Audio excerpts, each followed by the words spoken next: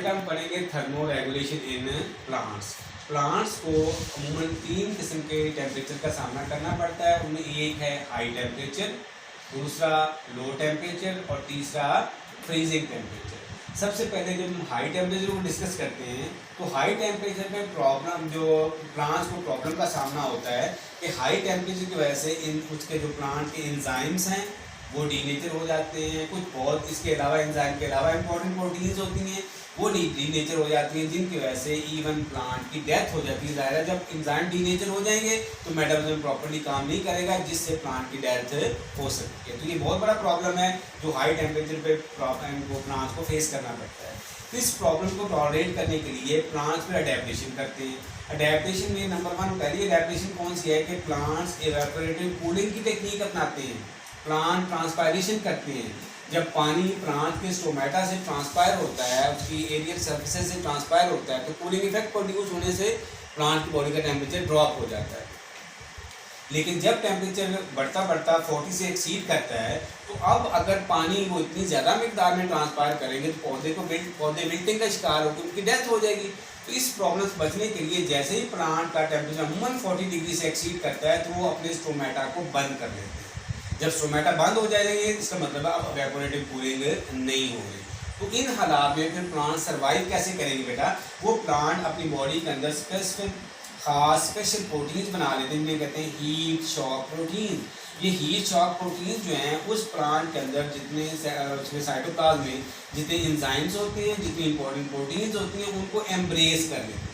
जब heat shock proteins enzymes को embrace कर लेंगी तो हाई टेम्परेचर उन एंजाइम को डीनेचर नहीं करेगा, जिस वजह से प्लांट का मेटाबॉलिज्म प्रॉपर्ली काम करता रहेगा और प्लांट अपनी डेथ से बच जाएंगे। तो ये था हाई टेम्परेचर पे। दूसरा टेम्परेचर जो प्लांट्स को सामना करना पड़ता है वो है लो टेम्परेचर का। और लो टेम्परेचर पर प्लांट्स को प्रॉब्लम जो है वो ये है कि जो प्लांट की सेल मेम्ब्रेन में फैटी एसिड्स होते हैं, लिपिड्स होती हैं और साथ प्रोटीन्स होती हैं वो लॉक हो जाती हैं। जब वो फैटी एसिड लॉक हो जाएंगे तो सेल मेम्ब्रेन की फ्लूइडिटी जो है वो अफेक्ट हो जाएगी। जब वो प्रॉपर्ली फ्लूइड नहीं रहेगी तो सेल के अंदर और सेल के बाहर जो मूवमेंट है मटेरियल की दैट विल बी अफेक्टेड, जिससे इवन सेल की डेथ तक हो सकती है। तो इस प्रॉब्लम को प्लांट्स ने कैसे सॉल्व किया कि जैसे जैसे प्लांट्स एनवायरनमेंट से स्टिमुलस रिसीव करते हैं कि टेम्परेचर अब एनवायरनमेंट का ड्रॉप होता चला जाएगा तो वो अपनी बॉडी के अंदर अनसैचुरेटेड फैटी एसिड बनाना शुरू कर देते हैं। जब अनसैचुरेटेड फैटी एसिड एक साइजेबल अमाउंट में बन जाते हैं तो ये जैसे टेम्परेचर ड्रॉप होगा लो टेम्परेचर आएगा, ये लॉक नहीं होंगे, सेल मेम्ब्रेन की फ्लूइडिटी मुतासर नहीं होगी, सेल की मूवमेंट होती रहेगी और इस वजह से सेल सर्वाइव कर जाएगा। लेकिन ये एक सूरत में ख़तरनाक सूरत में हो सकता है कि अगर रैपिड चिलिंग हो गई है, अगर तो low temperature Aahista Aahista temperature drop हुआ है तो वो अनसैचुरेटेड फैटी एसिड बना लेते हैं। लेकिन अगर रैपिड चिलिंग हो गई है, तेज़ी से टेम्परेचर कम हो गया तो अनसैचुरेटेड फैटी एसिड बनाने का टाइम नहीं मिलता, तब ये पौधे के लिए मौलिक साबित हो सकता है। तीसरे नंबर पे हम पढ़ते हैं फ्रीजिंग टेम्परेचर। फ्रीजिंग टेम्परेचर पे जो पानी प्लांट्स को प्रॉब्लम का सामना करना पड़ता है वो ये है कि पानी जो होता है फ्रीजिंग टेम्परेचर पे जम जाता है, आइस के क्रिस्टल बन जाते हैं। अगर आइस के क्रिस्टल सेल के बाहर बनेंगे तो कोई खास मसले की बात नहीं है, सेल वॉल में बन गए तब भी प्लांट के लिए खास प्रॉब्लम नहीं है। लेकिन अगर वो साइटोसोल में बन जाते हैं तब वो जो आइस के क्रिस्टल्स हैं वो सेल मेम्ब्रेन को परफोरेट कर सकते हैं, जिससे सेल की इवन डेथ भी हो सकती है।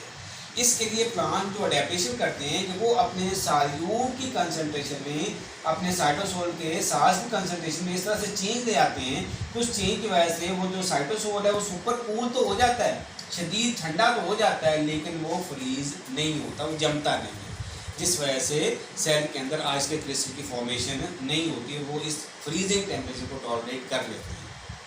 अच्छा, अब हम थोड़ा सा एनिमल के बारे में डिस्कस करते हैं कि एनिमल्स की जब हम हीट के बेस पे क्लासिफिकेशन करते हैं तो जो ट्रेडिशनल क्लासिफिकेशन है, जो पुरानी क्लासिफिकेशन है, उसके मुताबिक एनिमल्स के 2 ग्रुप्स हैं।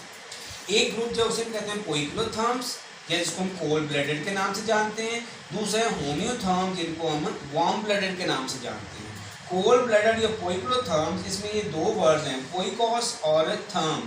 पोइकोस जो है इसका लफ्ज़ी मतलब होता है वेरियस और थर्म का मतलब है हीट, कि जिनकी बॉडी की हीट वेरी करती है, मुख्तलिफ होती है। यानी कि ये वो वाले एनिमल्स होते हैं जो एम्बियंट जो एनवायरनमेंट का टेम्परेचर है वो होता है उनके साथ उनकी बॉडी का टेम्परेचर भी चेंज हो जाता है।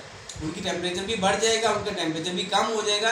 यानी कि ये फिजिकल मैकेनिज्म्स के जरिए अपनी बॉडी के टेम्परेचर को एक नैरो टॉलरेबल रेंज में मेंटेन नहीं रख सकते।